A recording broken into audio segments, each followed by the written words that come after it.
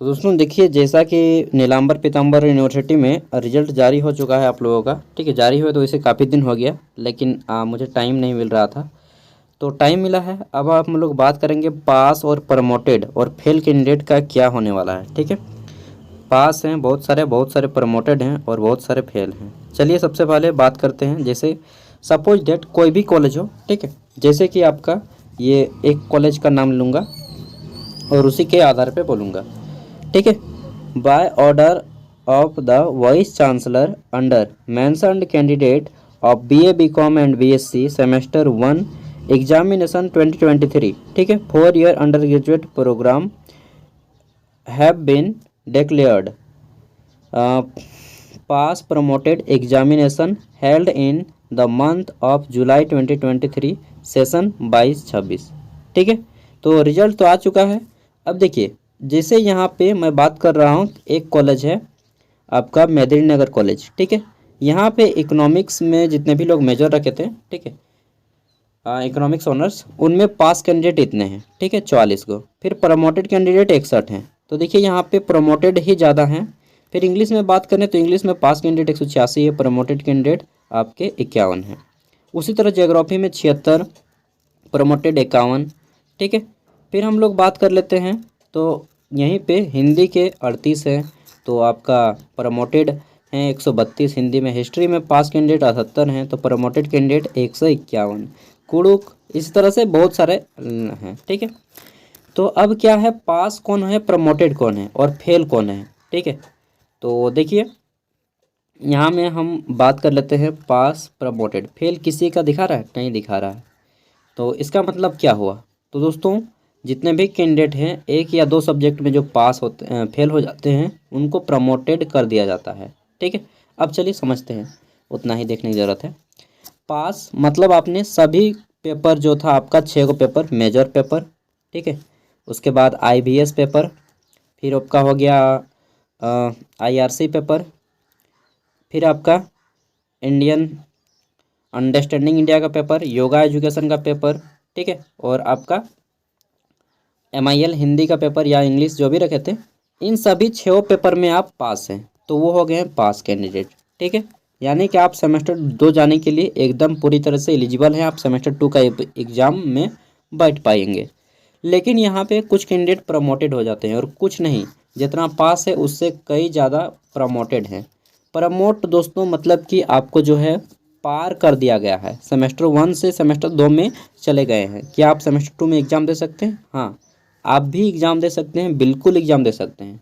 लेकिन यहाँ पे आप जो है फेल हुए हैं जिस भी सब्जेक्ट में, सपोज दैट आपने किसी एक सब्जेक्ट या 2 सब्जेक्ट में फेल हो गए हैं। ठीक है, 1 या 2 सब्जेक्ट में जिसमें फेल हुए हैं या 3 सब्जेक्ट में, तो वो दोस्तों आप जो है फेल अब नहीं लिखा जाएगा, आपका प्रमोटेड लिखा जाता है। ठीक है, और आप सेमेस्टर 2 के एग्ज़ाम में बैठ सकते हैं, आप भी सेमेस्टर 2 का एग्ज़ाम दे सकते हैं। तो क्या करना होगा, जो इसमें आप फेल हुए हैं उन सब्जेक्ट में जिसने आपने फेल किया है उस सब्जेक्ट का फिर से एग्ज़ाम देना पड़ेगा। कब कब देंगे ये फिर से एग्ज़ाम? तो फिर से एग्ज़ाम आप उस टाइम दीजिएगा जब 23-27 सेशन का जो एग्ज़ाम होगा ना, 23-27 सेशन का एग्ज़ाम होगा आपके जूनियर कैंडिडेट का, और उनका जब सेमेस्टर 1 का एग्ज़ाम होगा उस टाइम पे आप लोग को भी फॉर्म फिलअप करना है और उन्हीं सब्जेक्ट को केवल एग्ज़ाम देना है जिसमें आप फेल हुए हैं। ठीक है, जैसे 23-27 का एग्ज़ाम हो रहा है आपका 2024 में, मान लीजिए अक्टूबर में होता है या फिर अगस्त में होता है। ठीक है, तो आपको अगस्त या अक्टूबर में जब भी 23-27 का सेशन का एग्ज़ाम होगा उस टाइम पे आपको फॉर्म फिलअप करना है और आपका एडमिट कार्ड फिर से जारी होगा, आप पास हो जाएंगे।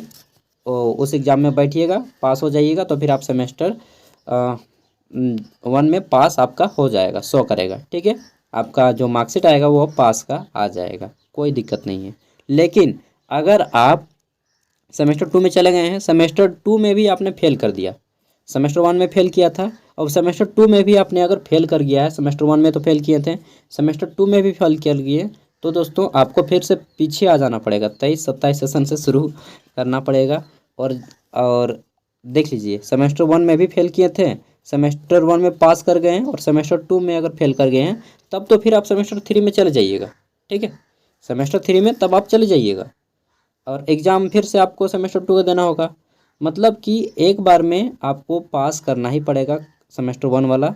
एक बार फेल हो गए कोई बात नहीं, दूसरी बार आपको पास करना ही है दोस्तों। अगर दोबारा फेल करते हैं तो फिर से देना पड़ेगा। 3 साल लगातार आपने फेल किया ना, तब जो है आपको यहाँ से फिर से बैक सेशन से शुरू करना पड़ेगा। तो जो भी है, आप जितने भी लोग फेल किए हैं सब कोई कोशिश कीजिएगा कि इस बार जो आपका 23-27 सेशन में जो एग्ज़ाम होगा जूनियर कैंडिडेट का, उसमें आपका फॉर्म फिलअप होगा। अपने मास्टर से संपर्क करते रहिएगा, कॉलेज के मास्टर से, वो बताते रहेंगे, ठीक है, कि सर जब सेमेस्टर का एग्ज़ाम होगा तो बता दीजिएगा, हम फॉर्म फिलअप करके अपना ये वाला जिसमें फेल हुए हैं उसमें पास कर जाएंगे, ठीक है, एग्ज़ाम में बैठ के। और पास कर जाइएगा तब तो कोई दिक्कत नहीं है। अगर पास कर गए हैं तो सेमेस्टर आपके 2 में एग्ज़ाम दिए हैं उसमें तो जाएंगे ही, और फिर सेमेस्टर 3 में चले गए हैं तो उधर और बहुत अच्छा, किसी में फेल नहीं करना है। लेकिन सेमेस्टर 1 में भी फेल कर गए हैं और सेमेस्टर 2 में भी फिर से फेल कर गए हैं, तो आपको पढ़ना ही नहीं है, छोड़ देना ऐसा पढ़ाई। जब आप हर बार फेल कर जा रहे हैं तो छोड़ दीजिए। एक वो सब्जेक्ट में कर रहे हैं तो कोई बात नहीं, लेकिन सेमेस्टर 1 में भी फेल कर रहे हैं, सेमेस्टर 2 में भी फेल कर रहे हैं, बार बार फेल कर रहे हैं, तो दोस्तों छोड़ दीजिए, आपसे नहीं होगा। क्योंकि 4 साल का है, मैं झूठ क्यों बोलूँगा यार। और नहीं तो अगर आपको करना है तो पढ़ाई कीजिए डेली। डेली नहीं तो कम से कम 3 घंटा तो पढ़ पाएंगे ना। 3 घंटा डेली पढ़िएगा ना, तो मैं सच बता रहा हूँ, यकीन के साथ कोई नहीं आपको फेल कर पाएगा। 3 घंटा बस, 24 घंटा में 3 घंटा पढ़ना है बस। 21 घंटा आप कुछ भी कीजिए यार, मुझे मतलब नहीं है, बस 3 घंटा पढ़ाई पे दे दीजिए। 6 गो सब्जेक्ट है, डेली आधा आधा आधा घंटा करके पढ़िएगा, ठीक है। ओनली 30 मिनट्स करके आप स्टडी कीजिए। 6 गो सब्जेक्ट आपका 3 घंटा टाइम मांगता है। इतना अगर आप नहीं दे पाएंगे तो फिर आप न्यू एजुकेशन पॉलिसी में जो 4 साल का ग्रेजुएशन किया है इसमें आप पास नहीं कर पाइएगा। क्यों क्यों मैं ऐसा बोल रहा हूँ? सेमेस्टर 2 में दोस्तों आपका एक पेपर रहेगा मैथ का पेपर, ठीक है। मैथ का पेपर रहेगा, मैथमेटिकल एंड कंप्यूटेशनल थिंकिंग, जो कि सबके लिए कंपलसरी है। चाहे आप बीए कर रहे हो, चाहे आप बीकॉम कर रहे हो, ठीक है, चाहे आप बीएससी कर रहे हो, चाहे कुछ भी ऑनर्स हो आपका, कोई भी ऑनर्स हो, किसी भी पेपर को आपने ऑनर्स रखा, हिंदी ही क्यों ना रखा हो, खोरठा या कुरमाली ही क्यों ना रखा हो, आपको जो है इंग्लिश और मैथ का पेपर देना ही पड़ेगा, कंपलसरी है, ठीक है। आप बोलिएगा मुझे तो आता नहीं है भाई, कैसे करेंगे? तो सीखना पड़ेगा दोस्तों, नहीं आता है तो सीखना पड़ेगा, और नहीं सीखिएगा तो फिर फेल कर जाइएगा। अब ये है कि आप ग्रेजुएशन सोचिएगा कि लुदु बुदु टाइप से तो पार नहीं होने वाला है। हम लोग इसको एक तरह से ये भी बोल सकते हैं कि आप गरीब के बच्चे जो है काम करके पढ़ाई करना ज़्यादा टफ हो गया है। जैसे कि मैंने खुद काम करके पढ़ाई किया था, लेकिन मैं पढ़ाई करता था डेली 2 घंटा 3 घंटा तो कम से कम पढ़ता ही था, और एग्ज़ाम के टाइम ज़्यादा पढ़ता था। तो आप लोग भी कोशिश कीजिए, मैंने भी काम के साथ पढ़ाई किया है, ठीक है। मैंने खुद पूरा ग्रेजुएशन अपना काम के साथ किया है, काम कर कर के पढ़ाई किया है। तो आप लोग भी काम कर कर के पढ़ाई कर सकते हैं, और वैसे भी जनरली आप लोग बेसी आदमी काम नहीं करते हैं, ठीक है। तो जितने भी हैं अब आपको वही करना है, पास। अगर फेल हो गए हैं, प्रमोटेड हो गए हैं तो सेमेस्टर 2 में चले जाइएगा, पास भी कर जाइएगा, लेकिन आपको सेमेस्टर 1 का एग्ज़ाम फिर से देना पड़ेगा जिसमें आपने फेल किया है, और फिर से आपको फीस भी लगेगा, ठीक है, पैसा भी खर्चा होगा। इसलिए दोस्तों बार बार खर्चा करने से अच्छा है कि एक बार अच्छे से पढ़ लें और पास कर जाइए, ठीक है। और नहीं तो अगर आप यहाँ पे बोलिएगा हाँ हम तो यहाँ से कर ही नहीं पाएंगे 4 साल में, ठीक है, ऐसा आप बता रहे हैं कि मैथ है, इंग्लिश है, तो हम तो यहाँ से कर ही नहीं पाएंगे, हमको होता ही नहीं है, तब दोस्तों आपके सामने एक ऑप्शन है कि 3 साल का आप ग्रेजुएशन अभी भी होता है इग्नू में। इग्नू में आप लिखा लीजिए Indira Gandhi national open university, online form भराता है इसका। 7,500 लगता है बीए का कोर्स करने में यहाँ पे, ठीक है। 7,500 में 3 साल का ये कोर्स आपको करके दे देंगे। और अगर आप ST SC हैं तो स्कॉलरशिप भी मिलेगा आपको इग्नू में। OBC और जनरल को स्कॉलरशिप नहीं मिलता है इग्नू में, ठीक है। और एग्ज़ाम की बात करें तो इग्नू में जो आपका एग्ज़ाम होगा Indira Gandhi national open university, प्रत्येक जिला के मुख्यालय में इसका सेंटर है।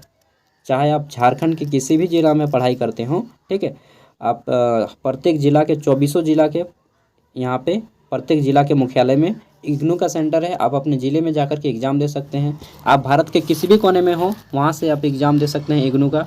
और इसका एग्ज़ाम सेमेस्टर वाइज नहीं होता है, 3 साल में 3 बार एग्ज़ाम लिया जाएगा आपका इग्नू का, ठीक है। 3 साल में 3 बार ईयरली एग्ज़ाम होता है अभी भी इग्नू में। तो बस अगर आप नहीं कर पाइएगा ये वाला कोर्स तो मैंने बता दिया दोस्तों, आपको वहाँ से कर लेना है इग्नू से। देखिए जो भी चीज़ें हैं मैंने आपको एक दोस्त की तरह समझाई, ये नहीं कि दोस्तों एकदम बहुत ईजी है यार पार कर जाएगा, नहीं यार, झूठ का हेल बोलूँगा, ठीक है। अगर होता है तो ठीक है, नहीं होता है तो इग्नू पे आ जाइए।